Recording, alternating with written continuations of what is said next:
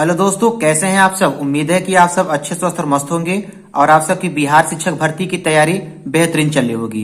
तो आज की इस वीडियो में पढ़ेंगे दोस्तों गणित के कुछ महत्वपूर्ण प्रश्नों को डिस्कस करेंगे। कक्षा 1 से लेकर 5 तक या कक्षा 6 से लेकर 8 तक या 9 से लेकर 12 तक आप किसी भी एग्जाम की परीक्षा देंगे तो सभी के लिए गणित का जो सेशन है बहुत ही इंपॉर्टेंट है दोस्तों। तो वीडियो को बिना स्किप किए पूरा अंत तक जरूर देखिएगा। चलिए शुरुआत करते हैं। पहला प्रश्न है, तो पहला प्रश्न है दोस्तों, यदि tan theta plus cos theta बराबर 2 दिया है तो tan square theta plus cot square theta का मान बताना है। कैसे निकालेंगे दोस्तों, यहाँ पे tan theta plus cot theta बराबर 2 दिया है। उत्तर में हमसे पूछ रहा है दोस्तों स्क्वायर में, तो हम क्या कर देंगे, दोनों पक्षों का स्क्वायर कर देंगे। तो दोनों पक्षों का स्क्वायर करेंगे तो tan theta plus cot theta का होल स्क्वायर बराबर 2 का स्क्वायर हो जाएगा। तो इसको ओपन करेंगे तो यहाँ मिलेगा tan square theta plus cot square theta plus 2 tan theta into cot theta बराबर कितना, 4। यहाँ पे दोस्तों इसी का मान हमें निकालना है, तो इसको हम मान लेते हैं x प्लस 2 गुणते tan थीटा का सूत्र होता है दोस्तों 1/cot थीटा और गुणते कितना, cot थीटा बराबर 4।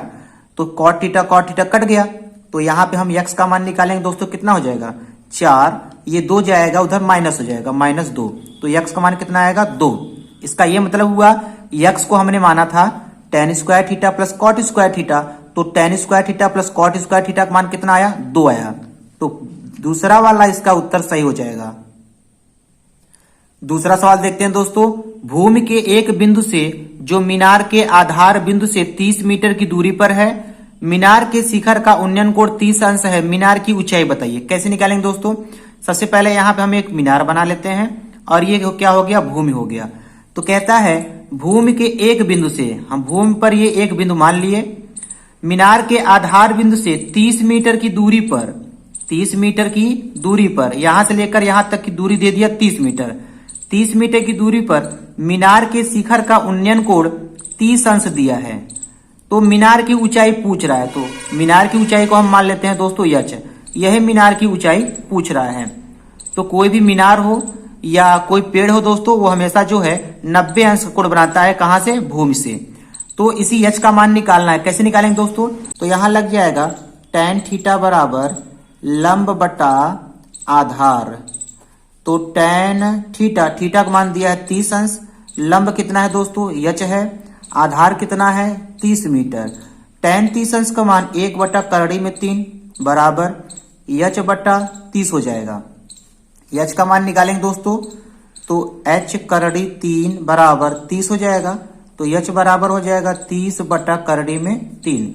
इसका परमेयीकरण कर देते हैं, तो 30 करड़ी 3 बटा कितना हो जाएगा, 3। 3 1 का 3, 3 दाम में 30, तो कितना उत्तर आएगा, 10 करड़ी 3 मीटर। तो मीनार की ऊंचाई कितनी है, 10 करड़ी 3 मीटर है। तो इसमें दोस्तों पहला वाला जो है उत्तर इसका मैच कर रहा है।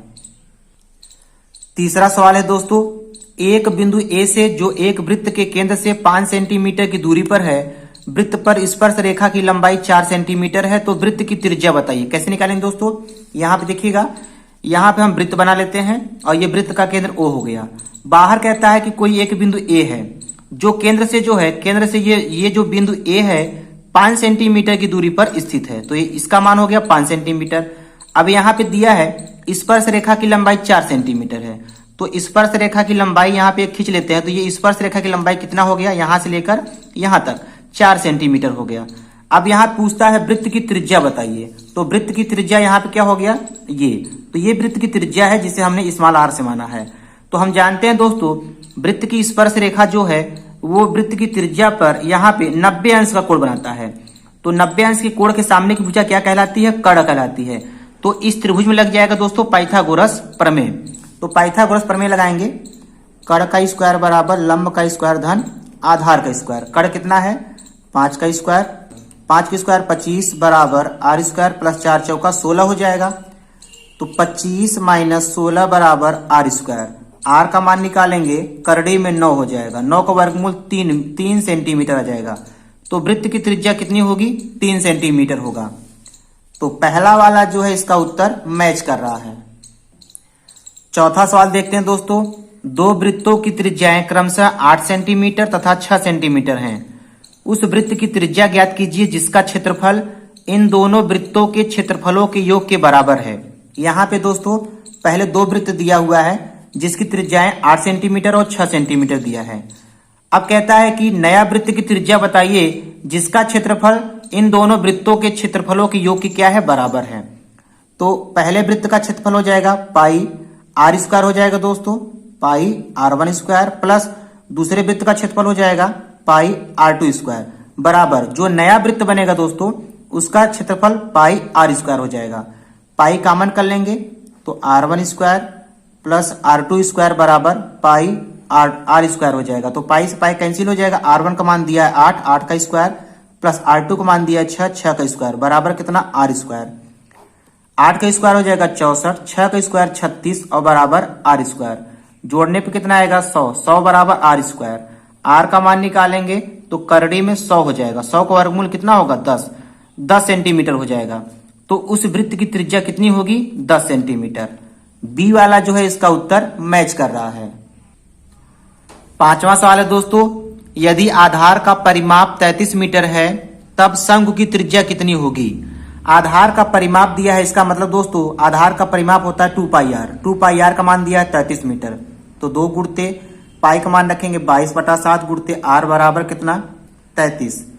तो 11 तिया 33, 11 दूना 22 हो जाएगा। तो आर का मान निकालेंगे दोस्तों कितना हो जाएगा 7 त्रिक 21 और बटा 2 दूनी 4। तो 21/4 ये शंकु की क्या हो जाएगी त्रिज्या हो जाएगी। 21/4 मीटर शंकु की त्रिज्या हो जाएगी। तो बी वाला जो है इसका उत्तर मैच कर रहा है। सवाल नंबर 6वां देखते हैं दोस्तों, दो गोले के आयतनों का अनुपात 64:27 है, उनके पृष्ठीय क्षेत्रफलों का अनुपात बताइए। कैसे निकालेंगे दोस्तों, यहां पे पहले गोले का आयतन बटे दूसरे गोले का आयतन, इन दोनों का अनुपात दिया है कितना 64:27। तो 64/27 लिख लिए। तो पहले गोले का आयतन सूत्र लगाएंगे दोस्तों 4/3 पाई R1 घाते 3, 4/3 पाई R2 घाते 3, 64/27 हो जाएगा। तो ये कैंसिल हो जाएगा। तो यहां पे कितना बचेगा दोस्तों R1 बटे R2 की घाते 3 बराबर 64/27। तो R1 बटे R2 हो जाएगा, घनमूल में जाएगा दोस्तों 64/27। R1 बटे R2 हो जाएगा 64 का घनमूल करेंगे 4, 27 का घनमूल करेंगे कितना आएगा 3। तो इनके त्रिज्या में अनुपात कितना आया 4:3 आया। अब यहाँ पे पूछ रहा है कि इनके पृष्ठीय क्षेत्रफलों का अनुपात कितना होगा। तो पृष्ठीय क्षेत्रफलों का अनुपात कैसे निकालेंगे दोस्तों, पहले गोले का पृष्ठीय क्षेत्रफल बटे दूसरे गोले का पृष्ठीय क्षेत्रफल। तो पहले गोले का पृष्ठीय क्षेत्रफल कितना होगा दोस्तों 4 पाई R1 स्क्वायर, दूसरे गोले का पृष्ठीय क्षेत्रफल कितना होगा 4 पाई R2 स्क्वायर। 4 पाई कैंसिल हो गया। तो यहां बचा क्या दोस्तों R1 बटे R2 का होल स्क्वायर।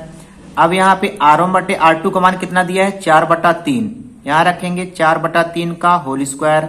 तो 4 का स्क्वायर करेंगे 16, 3 का स्क्वायर करेंगे 9। तो 16:9 इनके पृष्ठीय क्षेत्रफलों में अनुपात होगा। तो ये इसका सही उत्तर हो जाएगा। पहला वाला इसका उत्तर मैच कर रहा है। सवाल नंबर 7वां देखते हैं दोस्तों, पासे के एक बार फेंकने में ऊपर 5 बिंदु आने की प्रायिकता बताइए। हम दोस्तों जानते हैं कि एक पासा में कुल कितने अंक होते हैं, कुल अंक कितने होते हैं 6 होते हैं।